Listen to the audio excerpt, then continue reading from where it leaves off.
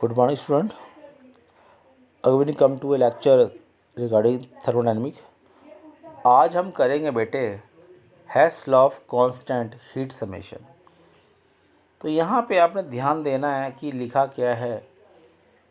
According to Hess law, whether the reaction complete in one step or more than one step, the total energy summation will be remain same, as it do not depend upon the path by which changes are brought.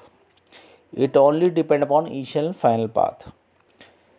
कहने का मतलब बेटा ये है, हेस law यानी कि scientist ने ये बताया था कि अगर कोई भी रिएक्शन एक स्टेप में होती है, दो स्टेप में होती है, ये मोर देन टू स्टेप में, तो उसमें लगाएगी टोटल एनर्जी वही रहेगी, चाहे वो रिएक्शन एक स्टेप में हो चाहे दो स्टेप में हो।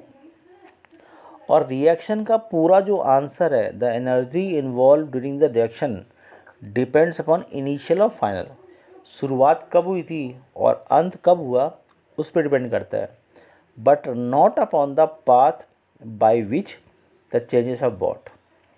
जैसे यहाँ पे आपको एग्जांपल दिखा रखा है कि मान लो एग्जांपल आपको दिखा रखा है यहाँ पे, एक मिनट के लिए फॉलो करो कि ये एग्जांपल दिखा रखा है आपको, the enthalpy of change formation NO2। NO2 बनता किससे, ये आपको रिएक्शन दे रखी है, NO2 ऐसे बनता है, हाफ N2 + O2। अब उस रिएक्शन को आप दो स्टेप में N2O2 करके NO बनाओ, NO प्लस ये बना दिया और NO + हाफ O2 NO2, यानी कि this reaction occur in two step. तो कहने का मतलब क्या है कि अगर इसकी जो एनर्जी है इन दोनों की एनर्जी के बराबर होगी। ऐसी नेक्स्ट एग्जांपल लिया है H2 + हाफ O2 H2O। तो H2 + हाफ O2 करो, H2 बन जाता है, या H2O सॉलिड से लिक्विड से सॉलिड बना सकते हो। तो there are two different way. तो डिफरेंट वे को करने के लिए हमने सीखा है कि हाँ कि चलो भाई numerically we can come to know how we can solve this problem. Next प्रश्न करते हैं।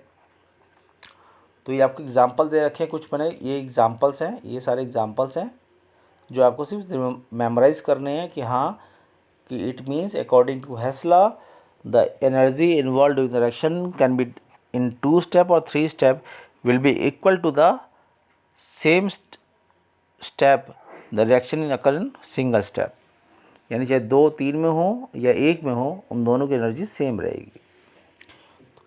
यहाँ पे आते हैं हम क्वेश्चन पे बेटे, लेते हैं क्वेश्चन, ये लेते हैं समझने के लिए।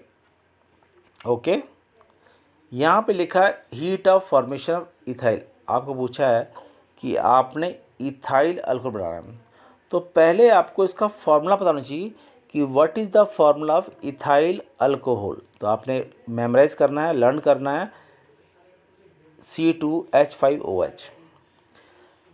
The reaction should be taken elementary और गैसेस। जैसे कार्बन जो है एलिमेंट्री स्टेट में होता है बेटा, हाइड्रोजन जो है गैसेस स्टेट में होता है, ऑक्सीजन जो होता है गैसेस स्टेट में, उसको बैलेंस करके रिएक्शन लिख दी, ये बन गई। अब ध्यान देना है, once again I am telling you, you have to form ethyl alcohol C2H5OH। C always form in elementary state, यानी कि C की फॉर्म में मिलता है। H is always form in gases state, तो इस लिखते H2, and O is always form in gases state, that's why write O2। यानी आपको ये भी मेमोर करना है कि किस स्टेट में पाए जाते हैं। और रिएक्शन ऐसे होती तो नहीं है, आपको ये एग्जांपल जो दे रखा है मैंने यहाँ पे, ये रिएक्शन ऐसे नहीं होती बेटे, ये रिएक्शन कभी भी ऐसे नहीं होती है। But while we are solving the thermodynamic numerical, you can write it independently, there is no issue, because by this help you can solve the numerical. ध्यान देना आपने। और ये आपको है गिवन, क्या है बेटा, गिवन डाटा। अब आपने देखना है कि यहाँ पे लेफ़्ट साइड है और यहाँ पे राइट साइड है। अगर आपकी साइड सेम है गिवन डाटा के हिसाब से तो ऐड करना है, अगर अपोजिट साइड है तो आपने क्या करना है, सब्सट्रैक्ट। जैसे एग्जांपल आता हूँ, ध्यान से सुनना बेटे। यहाँ पे सी कितने बेटे, ध्यान देना, यहाँ पे सी कितने, 2। कितने बेटे सी यहाँ पे 2 हैं, राइट। और यहाँ पे कितने हैं, 1।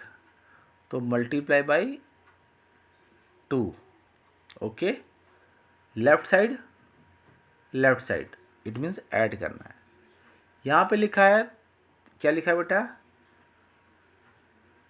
O2, यहाँ लिखा 3H2, H2 3, और यहाँ H कितने हैं बेटा, यहाँ H है 1। तो 3 से किससे मल्टीप्लाई करना है, multiply by 3। Okay, same side the both value will be going to add.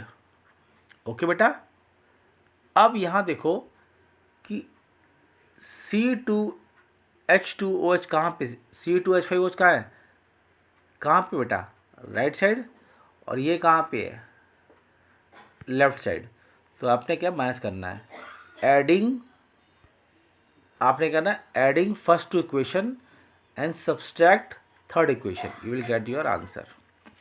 Okay, तो सेम जो तरीका मैंने अभी सिखाया है आपने इसी तरीके को फॉलो करना है with the rest of numerical.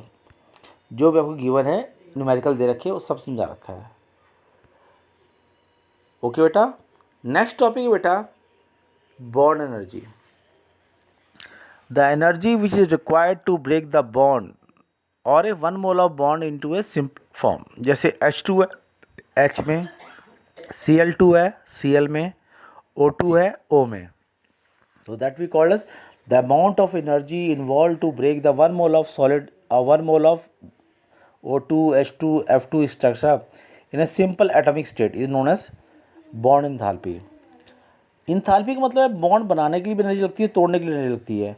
तो वो आपको ने सॉल्व करना है, फार्मूला आपको दिखा रखा है, ये दे रखा है बॉन्ड की एनर्जी के, कि once you want to solve the problem, कि अब सॉल्व करना है तो ये दे सकते हो कि यहाँ पे लिखा है bond enthalpy of bond reactant और प्रोडक्ट माइनस में रिएक्टेंट, यानी कि जो भी बॉन्ड एनर्जी आपकी है रिएक्टेंट की तो वो आपको माइनस करनी है प्रोडक्ट के साथ। तो आपको एग्जांपल दे रखा है, ये आपको बड़ा समझने के लिए बड़ा easy, it is the very easiest way. देखो यहाँ पे बेटा OF2 plus H2O, O2 plus 2HF, और नीचे आपको एनर्जी सारी दे रखी है, कितनी की एनर्जी है। तो इसको आपने क्या लिखना है पहले, और इसको लिखना आपने बाद में। तो आप सोचो कि तो सिंपल तरीका है कि आपने ये पहले लिखना और ये आपने लिखना बाद में। O2 मीन्स O-O दे रखी वैल्यू यहाँ पे O-O, ये देखो बड़े ध्यान से ऊपर से।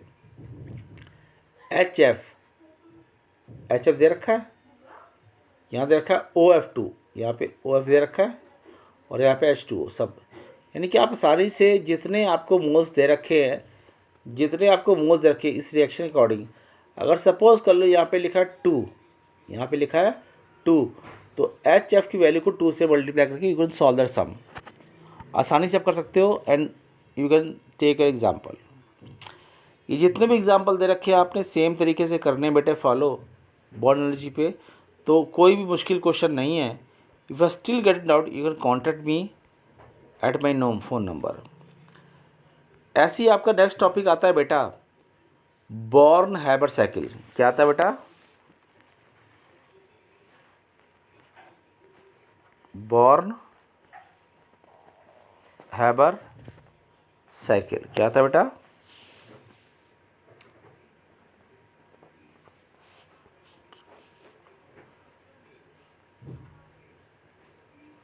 बॉर्न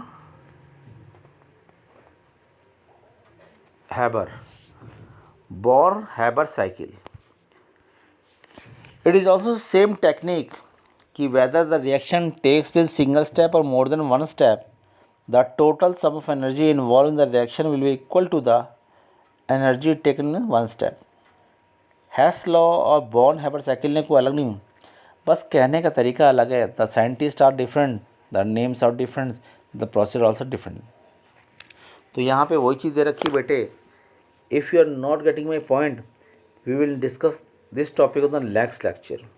तो आपने इसको ध्यान रखना कि ये दे रखी रिएक्शन दे रखी है, ये रिएक्शन दे रखी है, 1 step, 2 step, 3 step, 4, 5, 6, and this reaction can occur in 6 different step. ये रिएक्शन को हम 6 स्टेप में ऐसे करके मैं ऐसे कर सकते हैं। मगर आप चाहते हो कि इसका रिजल्टेंट, तो यहाँ पे उसका रिजल्टेंट लिखा है कैसे हमने इसको सॉल्व करके दिखाया है, यहाँ पे दे रखा है, आप कर सकते हो। ओके, तो it is not so important topic, but you have to memorise कि it is the same thing according to Hess law and the Born Haber cycle. It both have explain the same topic whether the reaction takes in single step or more than one step, the total energy involved will remain same. Next बेटा आपका आता है relation delta H upon delta U. As I taught you L lecture कि delta H equal to delta U plus P delta V. Same thing I have think that I might you do not notice that, तो इसलिए मैं इसके question को related करके आपको भेज रहा हूँ कि आप प्रैक्टिस कर सकें, कि कहीं आपकी पॉइंट मिस ना हो जाए बेटा। और that is very important topic because according to enthalpy equation it is very important. तो आपने इसको प्रैक्टिस करना है बेटे और हर टॉपिक को जाना है, तो इसको मिस मत करना, तो अपनी प्रैक्टिस करनी है। ओके बेटा, if still you are getting doubt you can contact me any time or you can send the WhatsApp message so that I can call you. Take care. Have a nice day. Thank you.